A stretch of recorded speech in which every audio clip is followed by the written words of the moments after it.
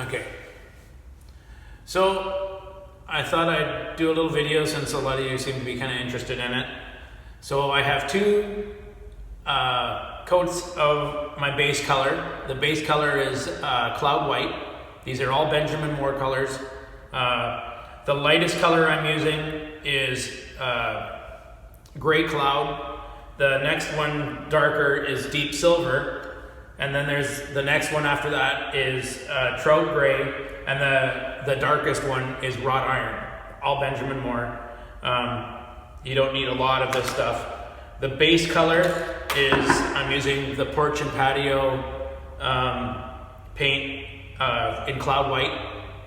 So everything gets 2 coats of Cloud White. It's meant to go right over top of concrete. And then I go back and forth with all these colors. Most of it I'm actually using my hands, rags, brushed a little bit, and then water. I always have water with it, and I'll dilute it, and because a lot of it's kind of staining back and forth. And then when we're all finished, we give it 2 coats of Stays Clear, again, Benjamin Moore. So that's basically what we end up with, and it seems to be pretty durable from what I understand. A friend of mine,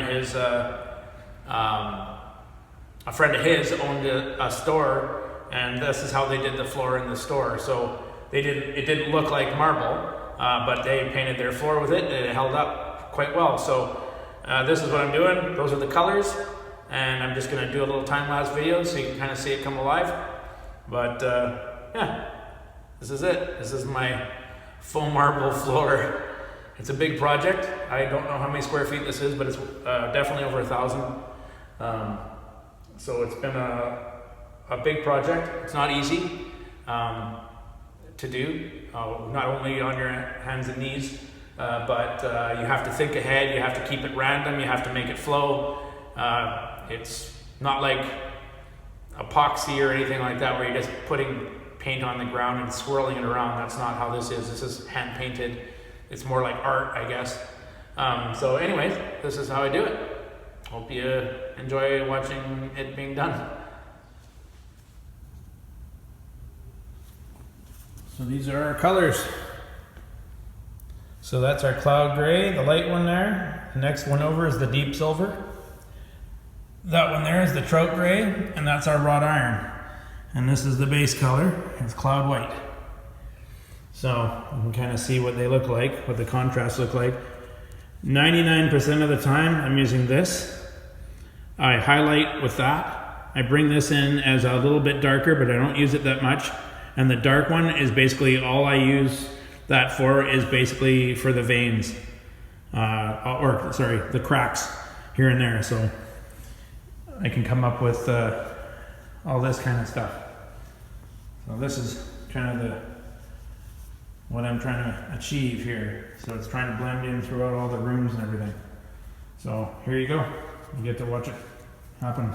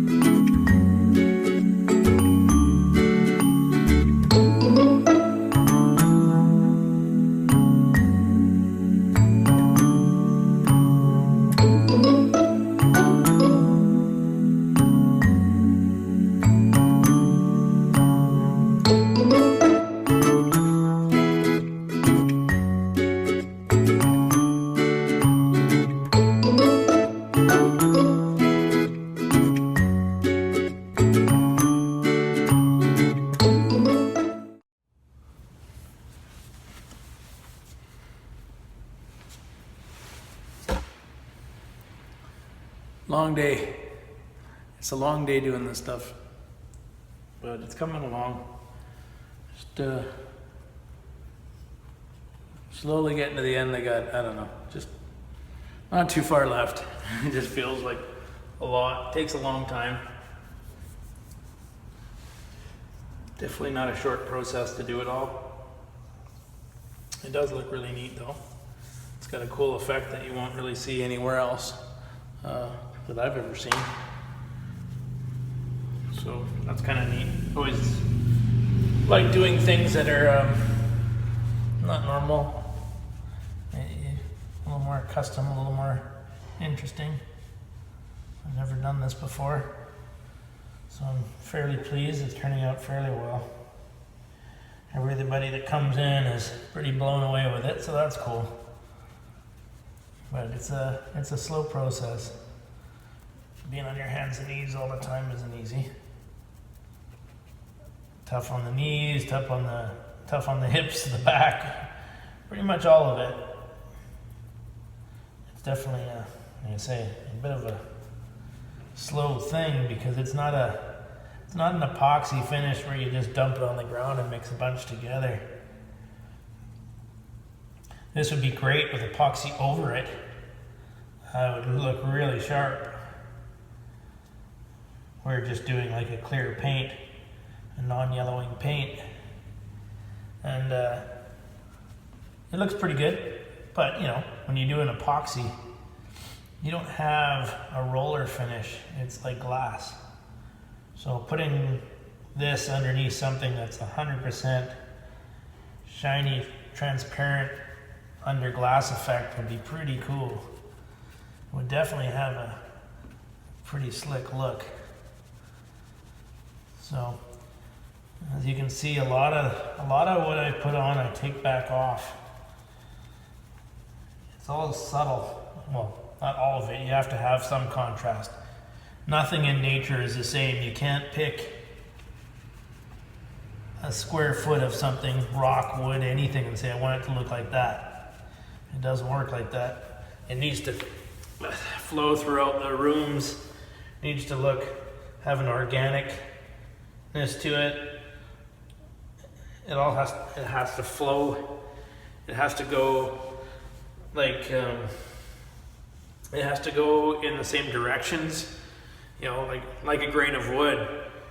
You know, your cracks can't go in every different direction. In general, most things crack, and they go with the grain, not across it. So you want to add texture, you want to add all these different things, but you don't want it to look like a robot did it. And you want it to be interesting. And there's nothing, this is, I don't know how many square feet it is, I can't remember, we did the math, 1,000, 1,300, somewhere around there. And there's not a square inch of it that is the same. Everything is different. Every square inch of this is a different look, different color, different depth, different texture. So it's a very neat, interesting, creative thing. I definitely don't recommend it for 90% of people. It's harder than it actually looks, and it takes a long time to do this house. I don't know. I guess it's probably, by the time it's done, it probably is a week just on my hands and knees painting the floor. So, you know, it doesn't, but I mean, I guess if you were to go, not that I mean, it looks, you know, it looks somewhat like marble, but I mean, if you were to go and get a marble floor put in, which good luck with that, you'd have to do tile, and then you get grout lines and everything else, which doesn't really look like this. This goes into all the closets and everything with no voids, there's no breaks. It all just flows from room to room to room, which is a very unique look. But yet it still comes off at first glance. Everybody comes in and is like, holy cow, you know? It comes off like marble, which is pretty neat. I wasn't quite sure about it at first, if it was how it's going to work or how it's going to look, but overall I'm fairly pleased with the way it looks. I mean, it's not flawless, but I mean, I'm not I'm not a pro at doing this stuff. I just thought it would be kind of a neat thing to attempt to do, so I thought I'd give it a shot. But it's not an expensive project as far as materials. I mean, it's not cheap, like everything. I mean, you know, materials are not free, but they add up. By the time you put the base on, you buy your 4 tinters. The tinters actually go really far. Those little tins I showed you are the first ones I've opened. I opened one of the main color, this color, because this is the most in the whole place. That's got the most amount of that color on it. Other than that one, it's the only one I've opened the second tin. The base color, obviously, you got 2 coats, and the other one you got 2 coats as well, so they take a bit of material. So you're probably roughly ballpark to do this was probably $1,000, not including my time, obviously. Time's a totally different animal. That thing, for me, to do something like this would be fairly expensive. I mean, this is a tedious job that is very hard on you, and it's actually, believe it or not, quite it's just mentally tiring, because you're always thinking ahead. You're always trying to figure out where you're going, what it's going to look like, how you're going to break it up. Are you going solid? Are you just more like a stain? Like it's always constantly changing. So it's very much you're always on. You're always thinking. There's no just you just do it. This is not that project. For anybody who's wanting to, just do this, it's not just do that. If you want it to look like this, every single piece of this is thought out. You know, some parts are better than others, and some work out better than others. Everything changes every 10 seconds. It's everything from the heat on the floor, the temperature, because what you put on will dry faster, how thick it is, how much water I have in it, how diluted it is. There's a billion different factors that you have to consider when you're doing stuff like this that make it a lot harder than some might think to look at. It is quite a draining thing. I find, like, you know, at my first break, I'm freaking beat. I really need to eat. It's just a lot of work. I'm mentally kind of tired. It's time to take time to go eat and try and just take that mental break. And after lunch, it's, you know, better. But still, by the end of the day, doing this for 8 hours is a freaking long day. It's huge. A lot of people would probably lose their mind doing this. It's quite tedious. As rewarding as it is, it's a big job. To say it was anything but would be just stupid. It is not easy to do this kind of square footage. You know, especially when 90% of it you're on your hands and knees, and you're up and down. You got to get up and walk away and look at it and determine if it needs more here or there, or if it's too much, or you've got a lightness, or it needs a highlight there. There's a lot of back and forth. Sometimes I end up wiping 90% off what I put down. It's tricky. It's not like I say. I don't really. It's like my trailer. I don't really recommend doing it for most people unless you're doing that in a production. And you're doing multiples of them. It's the same amount to work to figure out one than would it be to figure out 50 of them. Like, the amount of mental thought that's gone into that is massive. Like, it's just, I can't even describe how much work it is. It looks like a bunch of sticks, but there's so many factors. There is a reason you don't see them like that. And there's also a reason why you don't see floors like this. Same thing. It's just not something that most people are willing to put the time in. I mean, this thing, I don't even know what this would cost for a company.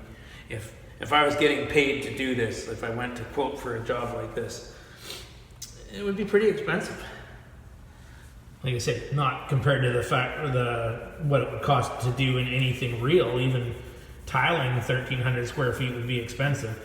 But I just mean it's not cheap. You're not going to be able to put a floor down like this at the same price as throwing in some laminate or something like that. Like it's too labor intensive. But you know, anything cool comes at its cost. I always like to say, nothing cool comes cheap or without effort. If it's cool and nobody else has it, there's a reason. It's because it's a hell of a lot of work or a hell of a lot of money, or it's just somebody hasn't thought of it.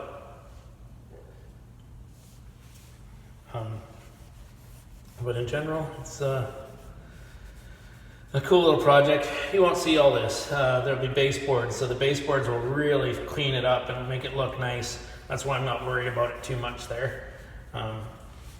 Just kind of getting into the corners a little awkward to get in. Just trying to lighten it a little bit. I mean, it'll have couches and stuff. This is under the bay window, but you have to do everywhere. Or I do anyway. I wouldn't be okay with opening up my closet door and there not being this finish in it. That's crap. If you're gonna do it right. But yeah, it's been an interesting project anyway. But you can kind of see, I mean, this is the small part. I'm kind of getting tired by the end of the day. I'm just kind of flubbing through this little section. So I'm not super doing anything super fancy. But like I say, most of this won't even be seen. This is that color, and like I say, I just put it on, 90% of it comes off. It adds just like a little silver highlight to just give it some depth. It's all the little tiny details that really start bringing it to life. Most of them you can't even really see on video, but it is fairly impressive looking when you're actually looking at it. But I would definitely consider doing this in something like where I do my upholstery stuff and stuff like that. I mean, it's pretty awesome with the yellow, the non-yellowing clear on it. If you want to re-clear it later or update it, you get a scratch in it. Well, it's because it's got a clear on it. You can just put another coat of clear on it, so that could last a long time. Because it's not like if you leave it raw, then you're scratching the actual color off. But the way we're doing it, you're not really going to scratch any color off. I mean, not much anyway. So that's kind of neat, the fact that we can kind of just come back and give it a little repair. This was fast compared to what he wanted to do for the flooring, as far as he was going to do this crazy woodworking, which was going to look really good, but it was going to be very labor intensive. It would take us months just to mill the wood, because it's not something we were going to buy and put in. So this is, as much as it's expensive, it was still cheaper than doing it that way. And it will be pretty neat. This will be, I won't know a single person that has something like this in their home. I'll probably never see another one unless it's mine. But I've had some people message me and ask me about it a bit, so I thought I'd maybe show you a little bit of what I'm doing, if it's interesting to some people.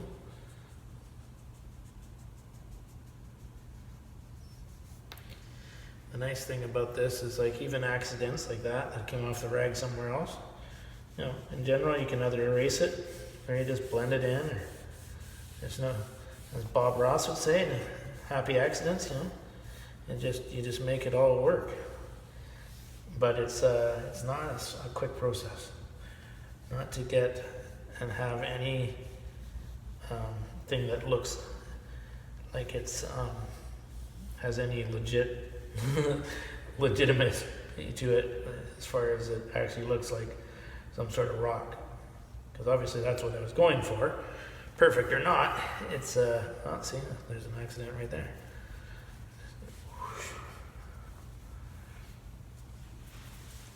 It's amazing what you can do just with the crap on your hands. Even just brings it. Just the biggest thing with all this stuff so far that I found that really changes everything is the layers. And sorry, my brain's lost, tired.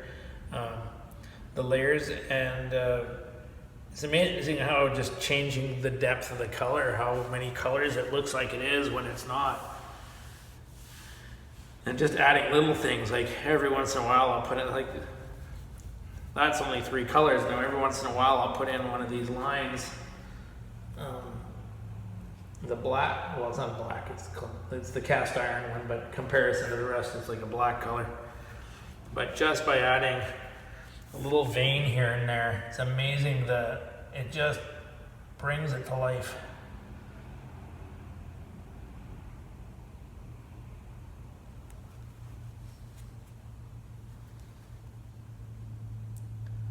See, I don't even use any, this whole thing, this entire floor, I've used one crappy chip brush, a bunch of rags, and my hands. No fancy, I'm not drawing these all by hand. I'm using my nail, is actually what I'm using, my nail through the cloth. And it seems to work out fairly well. It's got a good look, nice and thin.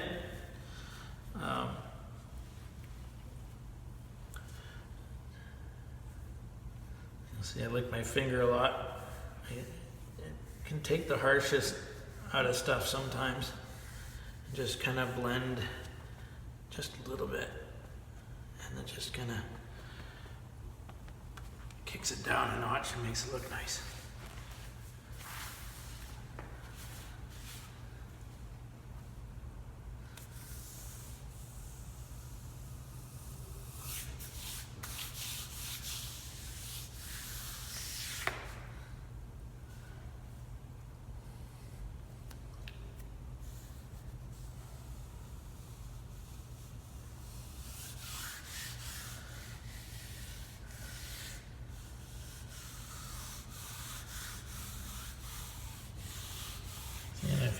You're like, I don't like that.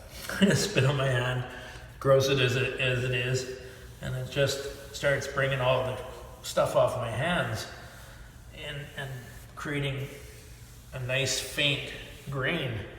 And I just kind of leave a lot of it there, and it gives it, like I say, just lots of dimension. This kind of stuff's all about dimension.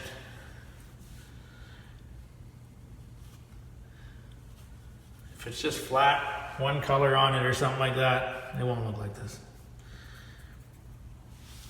So you can't be cheap with your time or your colors. I hardly use a couple of the colors, but in general, it's amazing what you can do just by streaking your hand. Just gives that nice subtle grain.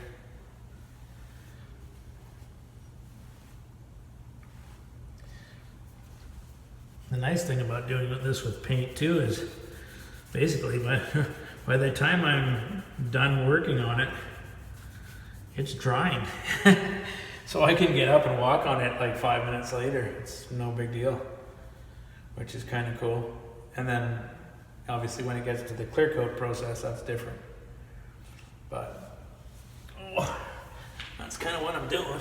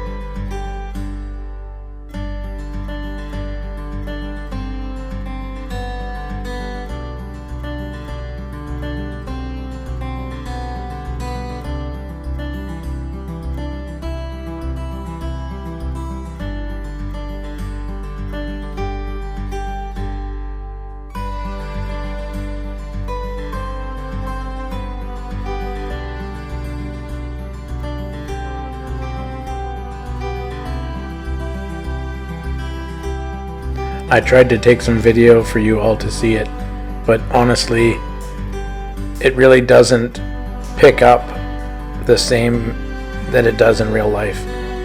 The contrast is different.